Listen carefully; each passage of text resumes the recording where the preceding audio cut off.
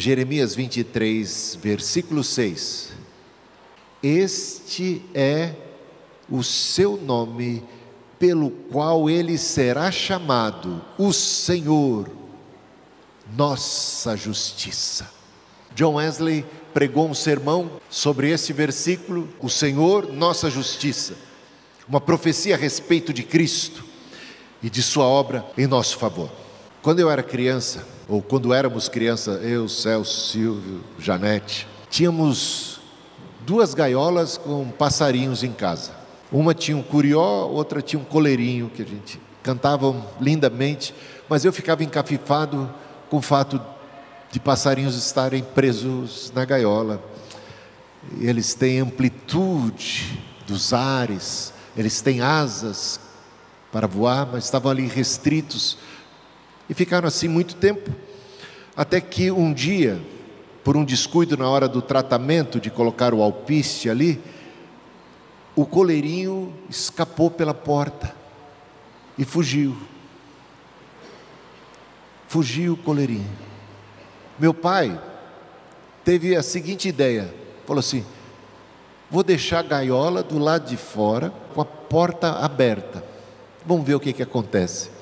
E não é que no dia seguinte, na manhã seguinte, o passarinho estava lá dentro de novo. Que coisa, eu fiquei tão intrigado com isso. Ei, passarinho, voa. Você tem toda a amplidão, você tem asas para voar, e você agora voltou para o seu cativeiro, voltou para a sua escravidão, eu diria. Complicado. Por que isso? O Rubem Alves dizia que nós temos a tendência de sermos como passarinhos que ficam por muito tempo condicionados à gaiola, e mesmo diante de uma porta aberta, a gente não se atreve a sair, porque a gente tem medo da liberdade, a gente prefere a segurança daquele ambiente já conhecido. Há um condicionamento que nos coloca ali no conforto, em vez de nos aventurarmos. Cristo, meus irmãos, através do Evangelho, nos libertou, nos redimiu de toda e qualquer escravidão, e nos deu asas para voar, uma nova natureza, nos tirou de uma prisão, nos tirou de uma escravidão, de um condicionamento, e nos propôs a liberdade, a vida. Mas muitos de nós, e há uma tendência humana nessa direção, de voltarmos para a escravidão, de voltarmos para debaixo das regras, para debaixo de todo o legalismo. E isto se passou na igreja primitiva.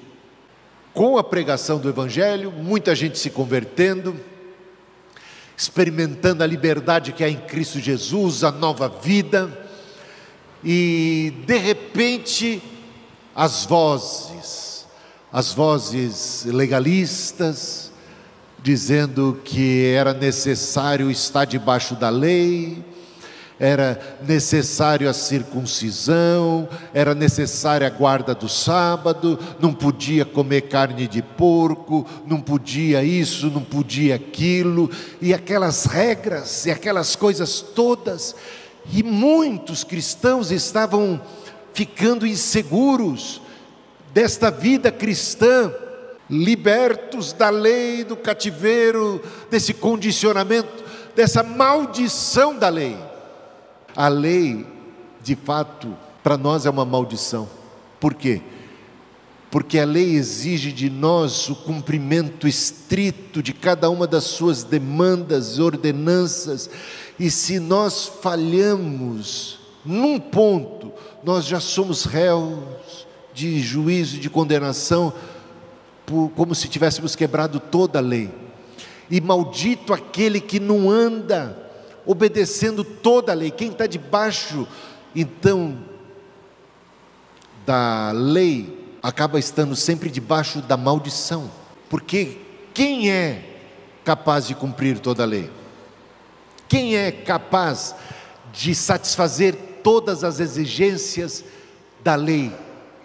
Então, a lei só serve para demonstrar a nossa pecaminosidade e para que nós venhamos a buscar e a clamar pela misericórdia de Deus, para que nós nos abramos para a consciência de que nós precisamos de um Salvador, de uma redenção, de uma misericórdia. Então a lei, ela serve de aio, ela serve de ama seca, ela nos leva como um tutor ao Evangelho, a Cristo, ao Salvador. Porque pela lei ninguém vai ser justificado diante de Deus. Ninguém, não há nenhum justo, ninguém capaz de cumprir satisfatoriamente toda a lei e conquistar através da lei um lugar no céu, um lugar diante de Deus. Então, quando você é liberto desta lei e você experimenta a liberdade que é em Cristo Jesus, você nunca deveria querer voltar para isso, mas de repente essa estrutura, esse condicionamento, essas grades, estas prisões da lei, isso traz uma certa segurança para as pessoas. Repare bem que tem gente que só se sente convertida se não corta o cabelo, se está de paletó. Cada igreja tem as suas leis, as suas regras. Parece que eu vou ter mais segurança de salvação se eu não comer carne de porco, se eu não tomar café, se eu não tomar chá, se eu for vegetariano, se eu de repente me condicionar a determinadas regras e costumes. Isso vai me dar uma certa... essa gaiola aqui está me dando uma sensação de segurança. Estou me sentindo salvo agora. Repare bem, as leis e as regras, os rudimentos humanos, eles são muito bem-vindos para uma mentalidade acostumada a ser cerceada, a ser sufocada, engaiolada. E o que aconteceu com os cristãos daquela época então? Muitos, eles estavam voltando às práticas da antiga aliança. Eles estavam se colocando novamente debaixo das leis. Eles acreditavam que tinham que cumprir todas aquelas regras para serem salvos, que Cristo, somente Cristo, não podia ser a justiça deles. Eles estavam confiando mais na sua própria justiça. E quão difícil é para o ser humano confiar na justiça de Deus que vem sobre nós, naquele que nos justifica, que justifica o pecador. E quão mais sedutor parece ser: eu vou me garantir, sei não, em todo caso eu vou fazer aqui desenvolver aqui a minha própria salvação, ou seja, eu vou praticar a justiça com o intuito de através dela conquistar o céu. Então Paulo escreve, aí eu convido você a abrir a sua Bíblia em Gálatas capítulo 1, versículos de 6 a 8. Paulo escreve o seguinte, ele escreveu o livro de Gálatas por conta desse contexto. A carta aos Gálatas, a carta de Paulo aos Gálatas, é por conta destes cristãos da Galácia que estavam ouvindo um outro evangelho, um evangelho legalista, um evangelho que diz que o sinal da salvação é a guarda do sábado, por exemplo, que o sinal da salvação é não comer isso, não beber aquilo, não fazer isso, não fazer aquilo outro.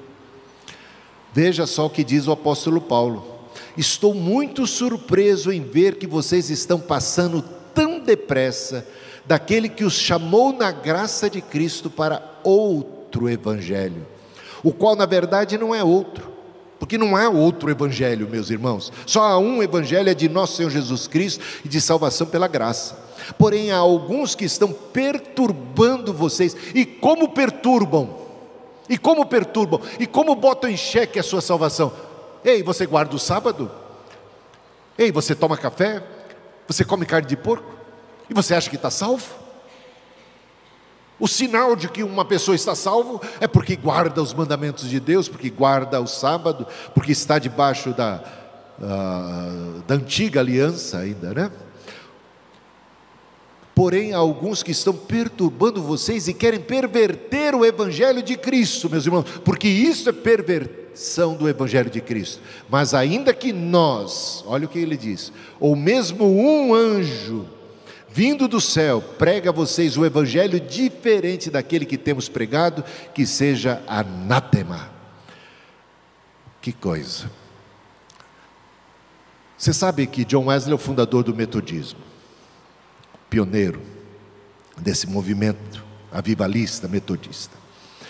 Mas houve uma fase na sua vida em que ele era legalista, em que ele foi legalista, em que ele acreditava que a salvação se dava através do cumprimento de regras e de obras e mais obras e tudo mais. Ele diz, esse é um testemunho que nós encontramos no seu diário, tá? Diário de John Wesley. Ele diz o seguinte: por meu esforço contínuo em manter toda a sua lei, olha só, um esforço contínuo de John Wesley em manter toda a lei de Deus, fui persuadido de que poderia ser aceito por ele e que estaria em um estado de salvação. O que estavam ensinando para John Wesley? Que a salvação se dava por obras e por um esforço contínuo em atender e obedecer todos os mandamentos. E ele creu nisso, e por anos ele foi nessa toada.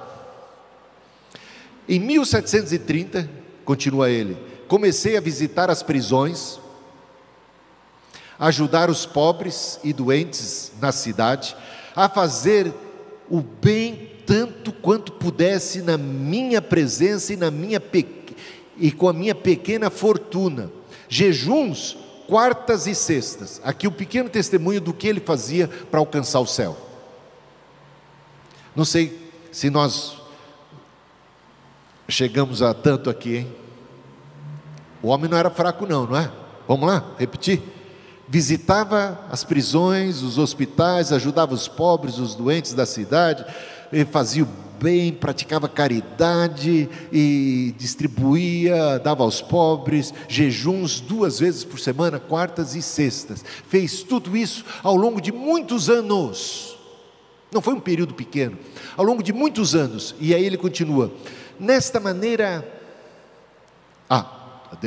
todavia, depois de continuar por muitos anos nesse curso, vi-me perto da morte, e não pude me certificar que tudo isso me deu algum conforto, ou alguma segurança da aceitação para com Deus.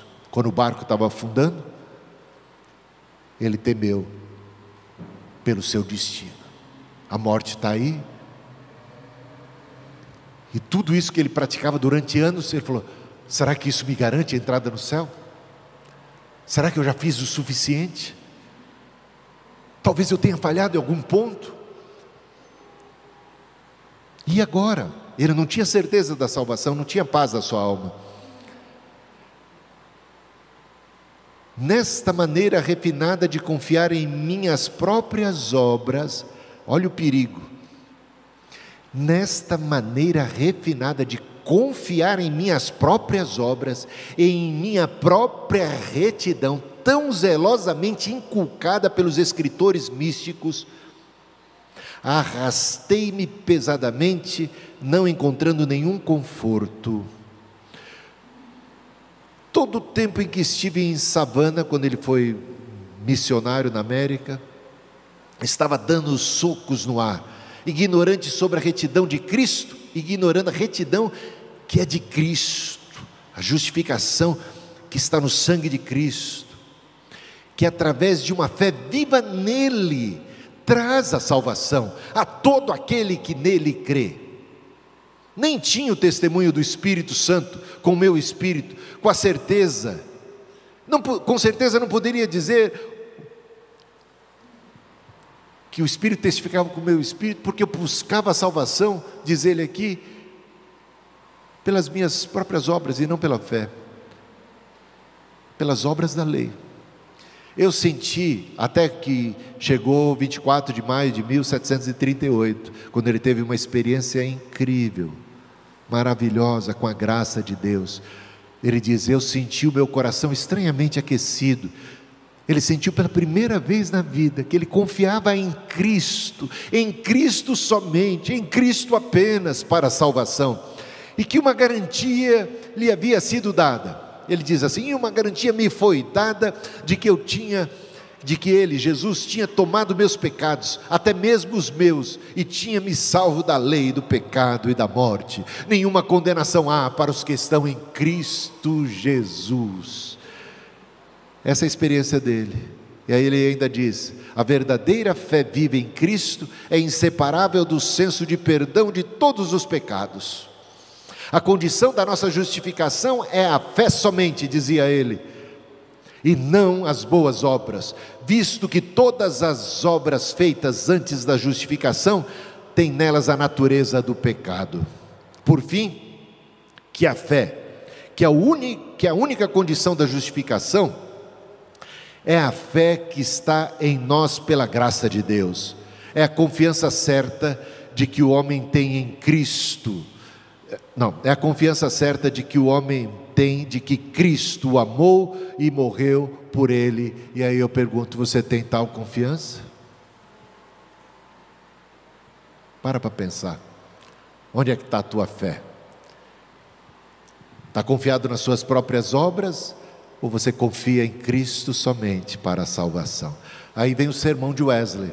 Esse sermão de Wesley, baseado em Jeremias 23:6, basicamente aqui eu vou resumir o sermão, né?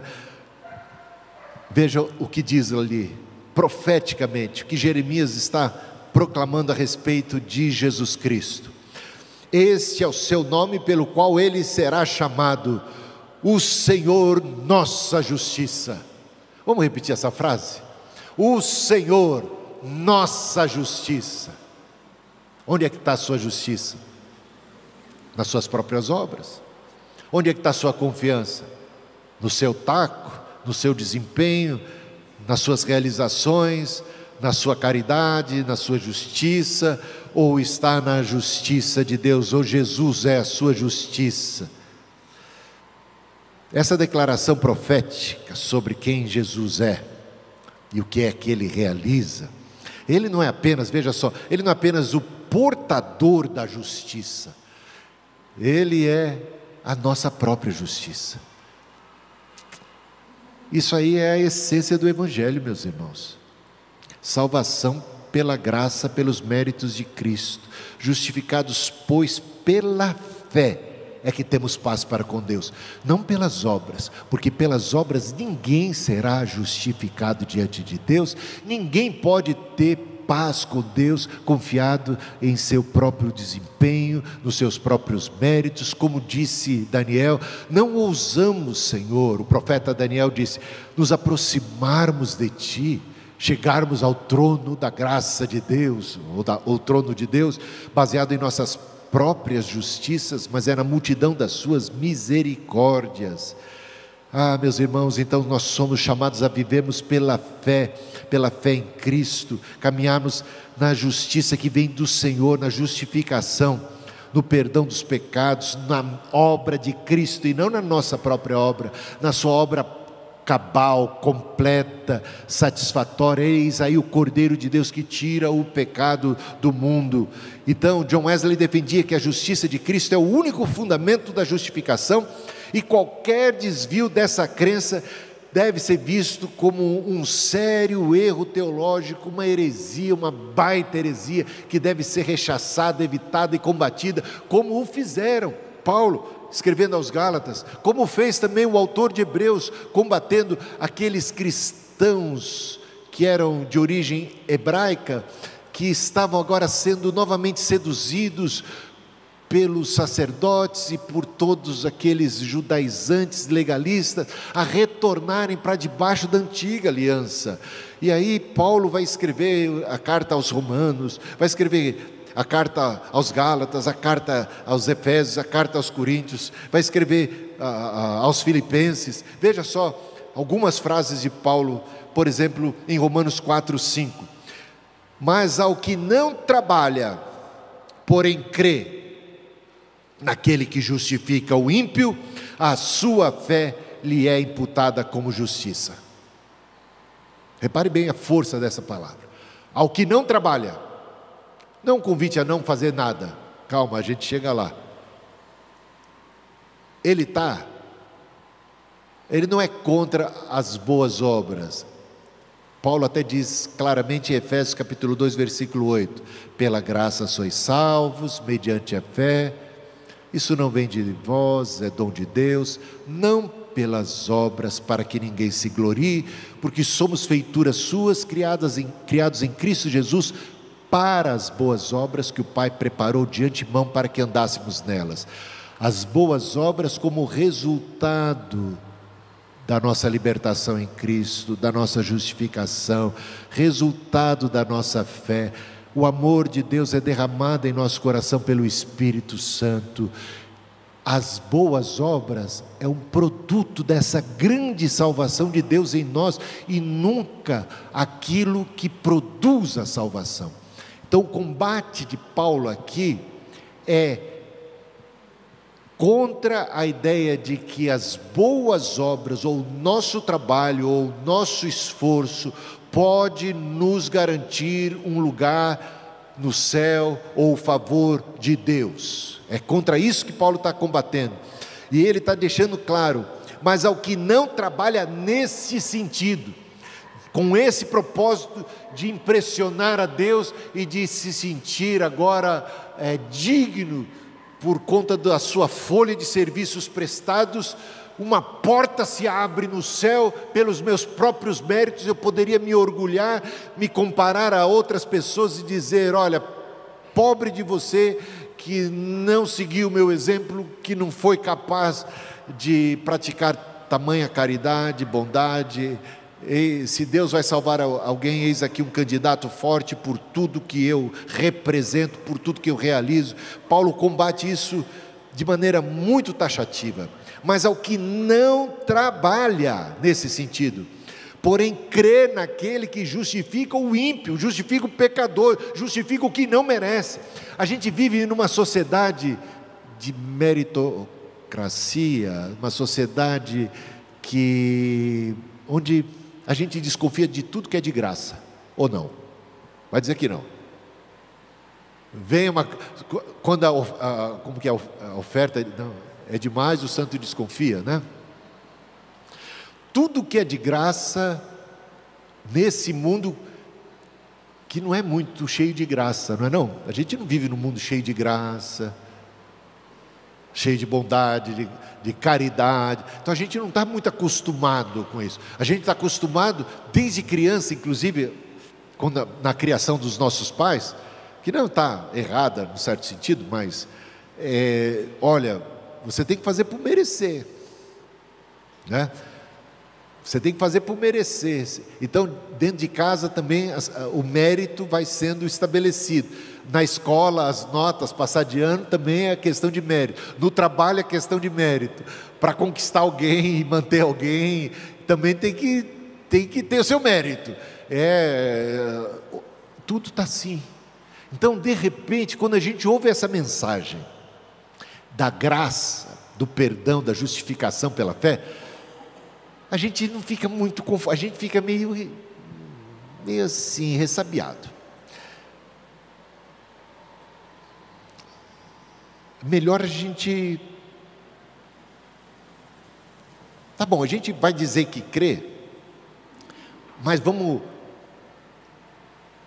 por via das dúvidas, sabe? Então você vê que você começa a duvidar do poder salvador de Jesus Cristo, da cruz de Cristo. Aí você fala, por via das dúvidas, alguém vem e fala, tem que guardar o sábado. Aí fala, bom, não custa nada, vou tentar, custa, mas, bom, eu vou me garantir. Aí você já se submete não pode comer isso e aquilo, não pode fazer aquilo, aquilo outro. Aí, são regras que Paulo vai combater isso em Colossenses capítulo 2. Ele diz assim, trazer aqui de cabeça, né? Ele diz assim: não se submetam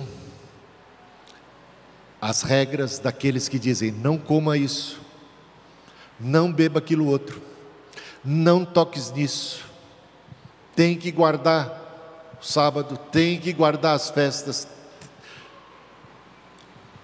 Ele diz, estas coisas, você não está debaixo delas, não se submeta, não volte para debaixo da lei, não volte para debaixo da lei, tá? Deus nos libertou de todas estas coisas, não se submeta. Houve um concílio em Jerusalém, primeiro concílio de Jerusalém, em Atos capítulo 15, porque havia uma ala da igreja, inclusive alguns apóstolos que estavam balançando nesse sentido, e aí Paulo teve que ser firme. Deus precisou dar a Pedro uma visão dos animais, né? Proibidos pelo Antigo Testamento para serem consumidos, sabe, uma lista enorme de animais que não poderiam ser consumidos. Aparece na visão uma série de animais proibidos pela lei do Antigo Testamento, pelo Antigo Testamento. Você não pode comer carne de porco, você não pode comer animais que têm essas características tais e tais e tais. Esse grupo de animais, na visão, estavam ali diante de Pedro, e a voz de Deus dizia assim: Pedro, mata e come.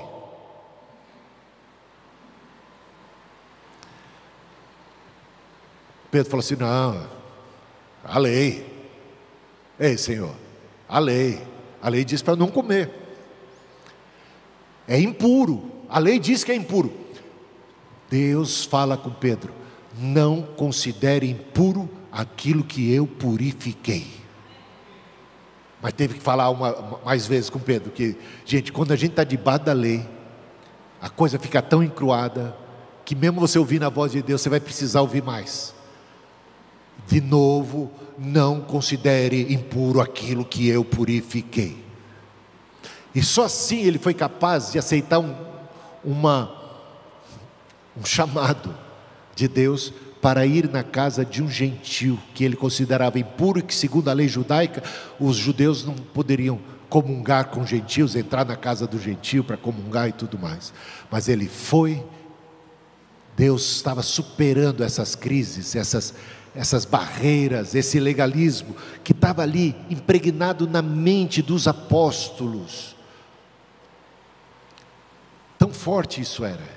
Eles, de origem judaica, debaixo da lei durante tanto tempo, tinham dificuldade de se libertar dessas amarras. Eram como o passarinho que encontrou a libertação, mas se sentia seguro debaixo das grades daquela gaiola.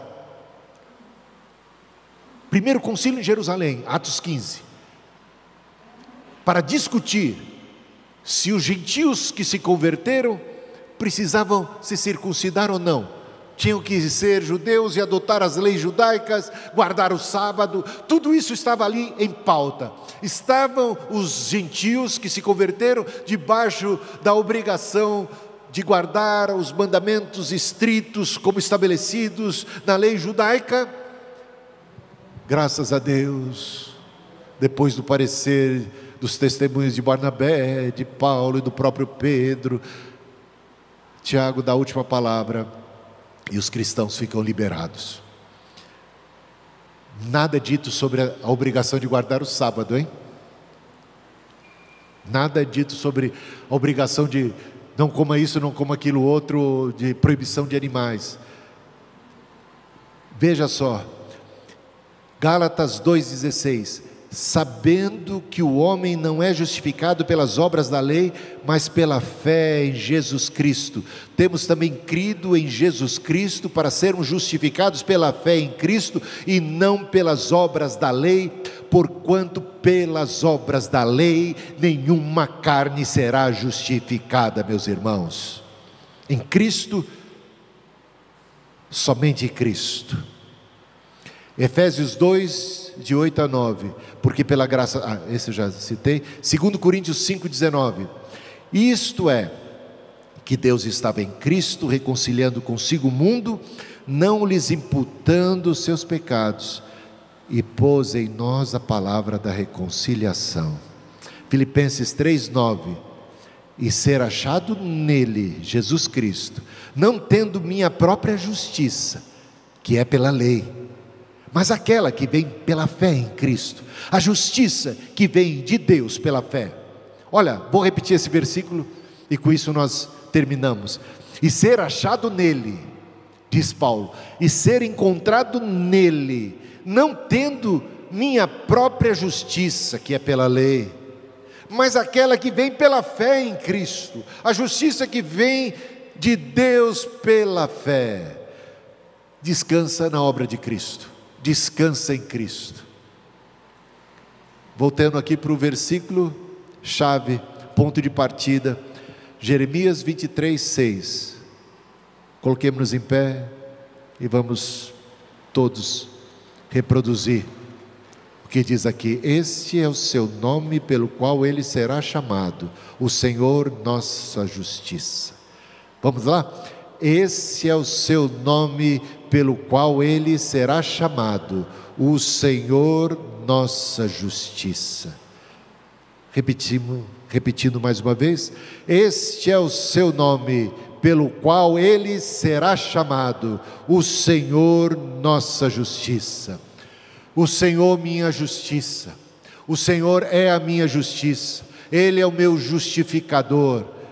Pelas suas chagas fomos sarados, pelas suas pisaduras. O justo morreu pelos pecadores, pelos injustos, e por sua justiça nós fomos perdoados.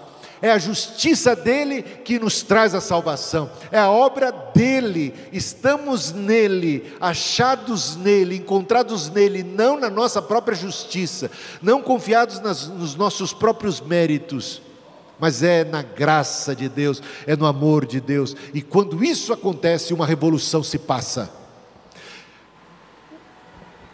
Uma coisa que você precisa entender é que quem encontra o amor de Deus, nestes termos do Evangelho, quem reconhece a sua pecaminosidade, quem sabe que é pecador, quem sabe que por mais que tenha se esforçado e tentado praticar, não fez o suficiente, que a mancha do pecado continua lá, que muitas vezes nossas boas obras estão contaminadas por segundas intenções, desejo de aparecer, desejo de destaque, desejo disso, desejo daquilo.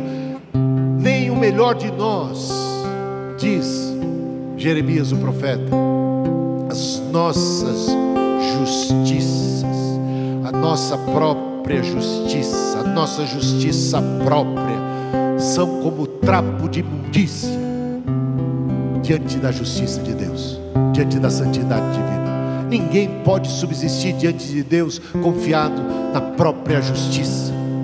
Não somos bons o suficientes para merecer isso ou aquilo. Dois oravam no templo. O fariseu dizia: Senhor, te dou graça que eu não sou que nem esse publicano, e apresentava ali as suas credenciais para o céu. Eu sou isto, eu sou aquilo, eu faço e aconteço. O outro, o publicano, eles batia no peito e dizia assim: ai de mim, Senhor, porque sou pecador. Jesus pergunta: qual dos dois vocês acham que saiu justificado diante de Deus? A resposta é o pecador. Por isso é que Jesus disse: as prostitutas e os publicanos. Ele colocou as duas categorias mais marginalizadas, ou seja, dos pecadores mais execrados do seu tempo. Ele colocou as prostitutas e os publicanos, e ele, se dirigindo aos fariseus, ele disse: vos precederão no reino dos céus. Ele estava dizendo: prostitutas, publicanos, esses pecadores contumazes estão mais perto do céu do que os legalistas e os fariseus, porque eles têm um quesito aqui muito fundamental. Eles sabem que se não for a misericórdia de Deus, eles estão condenados, porque eles não têm confiança alguma em suas próprias obras de justiça. Nesse sentido, estão mais aptos ao céu, ao evangelho e ao perdão de Deus. Há uma oração como a do cego de Jericó: Jesus, filho de Davi, tenha misericórdia de mim.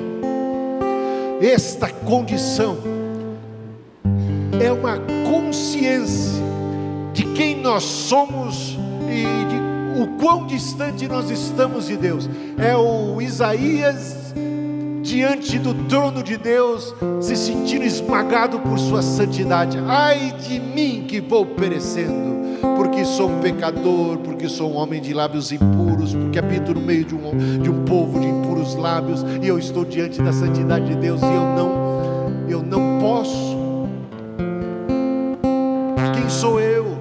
Então, um clamor pela misericórdia.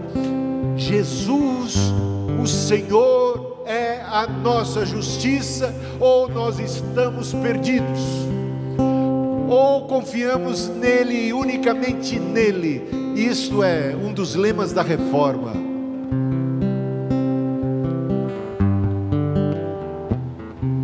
Somente a fé, somente a fé, somente Cristo.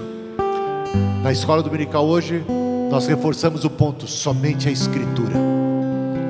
Somente as Escrituras sagradas, nenhuma outra autoridade. Somente Cristo, nenhum outro Salvador. Somente pela fé, nenhuma outra condição. Única e tão somente Cristo, a graça, a salvação e os seus méritos. Descansa nisso, meus irmãos. Agarre-se nisso e não volte para a gaiola jamais. Não se sujeite jamais.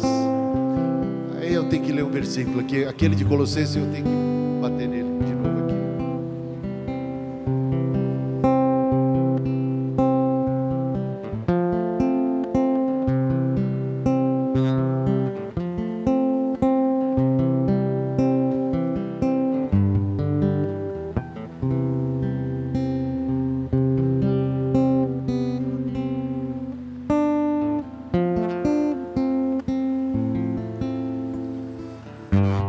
Versículo 6: portanto, assim como vocês receberam Cristo Jesus, o Senhor, continuem a viver nele, estando enraizados e edificados nele e confirmados na fé, como foi ensinado a vocês, crescendo em ação de graças, tendo cuidado para que ninguém venha enredá-los com sua filosofia e vãs sutilezas, conforme a tradição dos homens, conforme os rudimentos do mundo, e não segundo Cristo, porque nele habita corporalmente toda a plenitude da divindade. Também nele vocês receberam plenitude. Ele é o cabeça de todo principado e potestade. Nele também vocês foram circuncidados, não com uma circuncisão feita por mãos humanas, mas pela remoção do corpo da carne, que é a circuncisão de Cristo, tendo sido sepultados juntamente com ele no batismo, no qual vocês também foram ressuscitados por meio da fé no poder de Deus, que o ressuscitou dentre os mortos.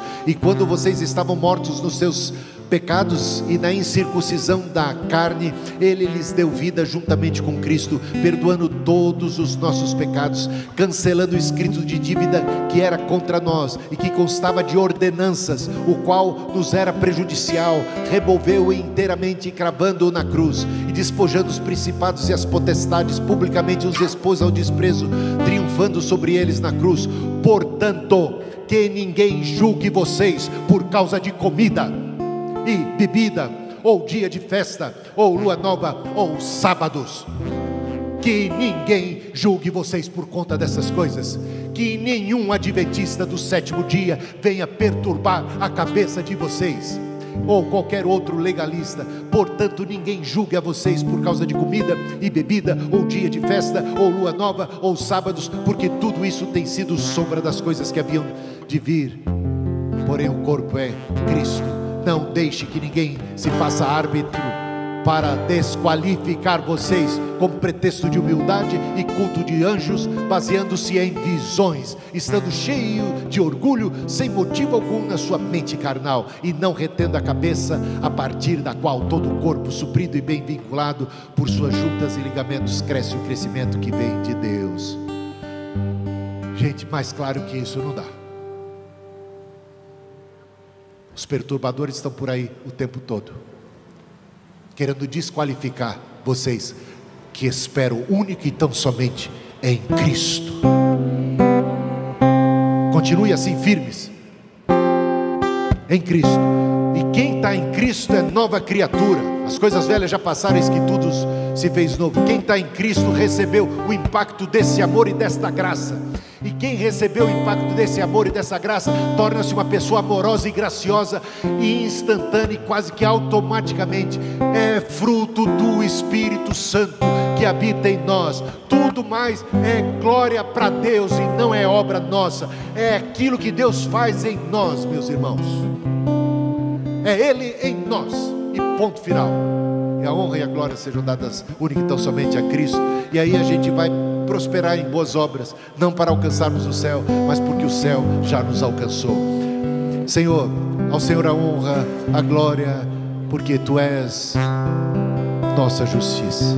Bendita a graça do Senhor que nos alcançou, e é uma graça transformadora. Obrigado, porque o Senhor não nos deixa os mesmos, o Senhor nos acolhe como somos, pecadores, quebrados, falidos, emparrados, mas o Senhor nos dá um banho, o Senhor nos dá novas roupas de justiça. As nossas se rasgaram, Senhor, mas o Senhor providencia um anel de filiação, sandália para os nossos pés, e uma roupa, uma vestimenta que é a Tua justiça. O Senhor cobre a nossa vergonha, perdoa os nossos pecados, santifica a nossa vida e nos faz frutificar em toda boa obra, não para alcançar o céu, mas porque o céu nos alcançou, porque agora somos filhos do Teu amor, filhos dessa generosidade, filhos desse perdão, filhos desta tão grande salvação. Isso impacta as nossas vidas, o curso da nossa história. E obrigado, Jesus. Que a graça de nosso Senhor e Salvador Jesus Cristo, o amor de Deus, o nosso Pai, e a comunhão e a consolação do Espírito Santo esteja com você, com a sua casa e com todo o povo de Deus sobre a face da terra, agora e sempre. Amém.